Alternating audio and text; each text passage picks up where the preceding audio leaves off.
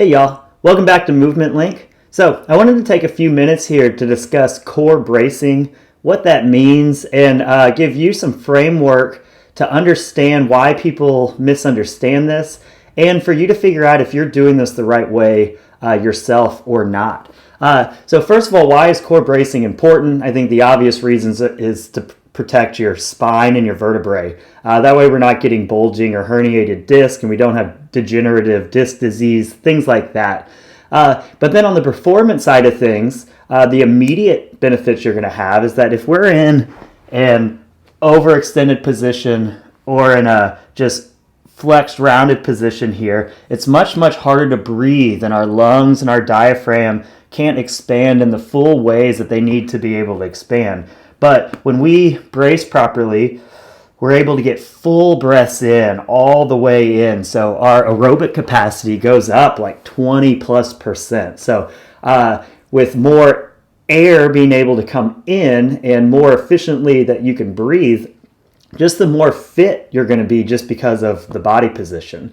Not only will flexing the right way develop your body aesthetically in the right way, but it's going to help with that breathing, and it's also going to help with force production. So if we're not bracing and we're trying to produce force into a barbell or jump, or we're running, or just producing force on and off of the ground, if we have this dumpy spine position over and over again, as opposed to a nice brace position, that brace position is going to be able to produce a lot more force, and it's going to make us a lot more effective and efficient in things we do. So here's where it gets a little tricky. So you can do a lot of online searches about how to brace your core, and these kind of have gotten muddied over the last decades, mainly because a lot of the fitness advice that got started with powerlifters a long time ago. And the thing you have to keep in mind on everything we're talking about and everything you're looking into is everything needs to be put into context.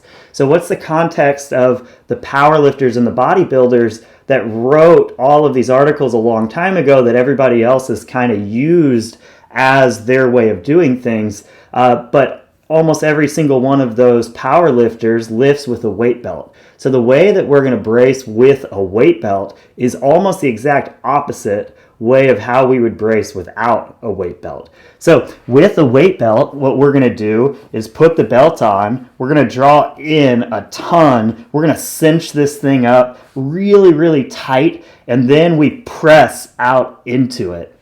So when we press out into it, it uses these top abs here, your rectus abdominis, and pressing out into that weight belt, getting a bunch of air in there, pushes against the weight belt, and that creates stiffness in the trunk. But if we don't have this weight belt and we press out using primarily our rectus abdominis here, our back isn't as supported as it could be if we draw in with the lower abs and start using our transverse abdominis and our obliques more. Get that big breath in, and now we're going to create inter-abdominal pressure with the muscles that are designed to do it for the human body. So we have two different ways of bracing. One is with a tool, weight belt, and one is without the tool, you having to do it yourself. So it's that second way that's going to be functional for most people. So if we're in the gym lifting with a weight belt, we're training this movement pattern over and over again to actually flex and brace the wrong way. So another issue we have is coaches are the one teaching us how to do this stuff. Coaches struggle a lot with this position because we're constantly demoing movements and doing things as we're talking. And as I get into kind of the demoing in a little bit, you'll see that I have to shut up a little bit. That way I can actually focus on the things I want to focus on. And as I'm talking and as I'm trying to get breaths in, as I'm trying to demo things, a lot of times we dump out that position and we start using the wrong muscles. So another reason that we typically see this stuff kind of not filter all the way through is because the coaches don't fully understand it. And as they're coaching, they've developed these bad movement patterns also. Another thing we see is people start having back problems, or they realize they want to get their core stronger, and they're mistaking firing the right muscles for getting their core stronger. So like I talked about, there's different muscles that we can use that all can brace the core, and there's some that brace the core better. So a very common mistake I see, and it's in YouTube videos all over the place. Really what prompted me to make this video today is I just saw a challenge, and it was 500 hollow rocks for time. The coach in the video was showing the hollow rock. She was saying herself that she was doing it with good technique, and immediately you could see the belly poof. You could see her using the incorrect muscles. So even these high-level coaches aren't quite figuring out what the full point is. And so that's where the problem is. It's not getting relayed down. So if I'm doing a lot of exercises like hollow rocks and dead bugs where we do alternating things, but how I'm flexing my core is with the wrong movement pattern, then all I'm doing is improving a bad position. And so we really need to take it all the way back, figure out how to flex the right way, and then build on that. So it's just like if I was doing push-ups and all of my push-ups were like this. Okay, I think we could all agree that this would develop this type of push-up better. But the push-up we want to develop and the most effective position are going to be push-ups in these ranges here. So all of this core stuff ends up being the exact same, and so we really need to pay attention to this stuff. So I'll show you some examples here, but really, if I sit here, pull my shirt up a little bit so y'all can see, if I am overextended here, so I have a big space here, and then I go to pull my legs up in the air, okay, immediately my belly poofs out and it starts to get bigger and rounded up here. So no matter what I do, this is me trying to draw my belly button in, no matter how hard I try and do it, this is as far as I can get it down.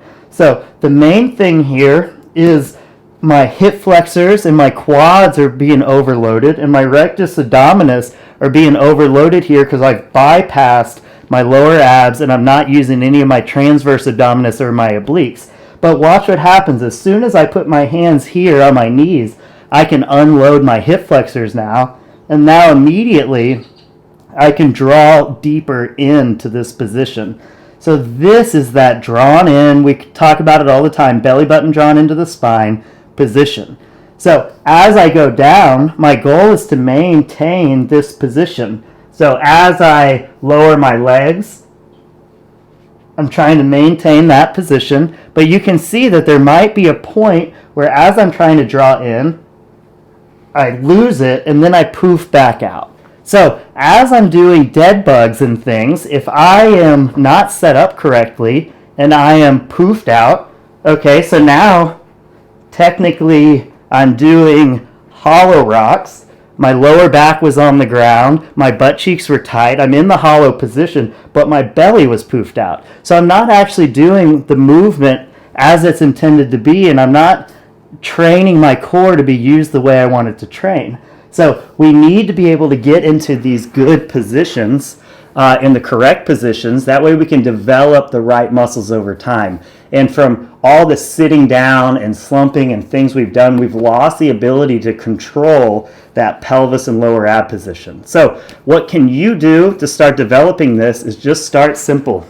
Start laying down on your back, pick those knees up, put your hands on your knees to unload it, draw that belly button in. You can look to see if it's drawn in or not. And then what I want you to do is just go as far as you can. Just try and get your feet towards the ground without touching the ground, without poofing that belly up.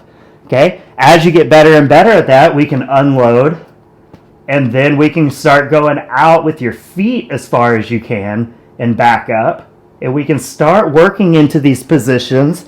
Then we'll start working down and down and down into the hollow rocks and into the dead bugs and into these other positions. But the problem most people make, and it's just like if I was going to squat and my knees come in, even though my muscles in my body might be able to squat in that position 200 pounds, but if I can only squat 95 pounds, keeping that nice stable position, then 95 pounds is my max, not 200 that I can squat with my knees coming in. So we need to go back to that baseline, and we need to slowly build and not get caught up in all the bells and whistles of what everything else looks like.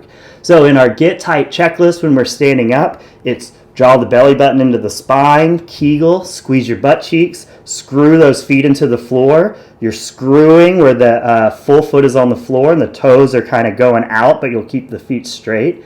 Rib cage down, stand tall, get the shoulders back, create a little bit of rotation there, and then balance the head. So it's that draw the belly button in, Kegel position, that's going to be the core. So as you're developing your movement, as we're moving in squats, as we're doing in all these other things, that's really the position we want to do. And if you're watching these videos of hollow rocks and these core exercises to get your core stronger, remember, none of it matters if we don't have that foundation in place. So get the foundation in place, and then all of those accessory movements are an amazing tool to use, but only with that core engaged the right way. All right, I hope that helps. Talk to you guys soon. Bye.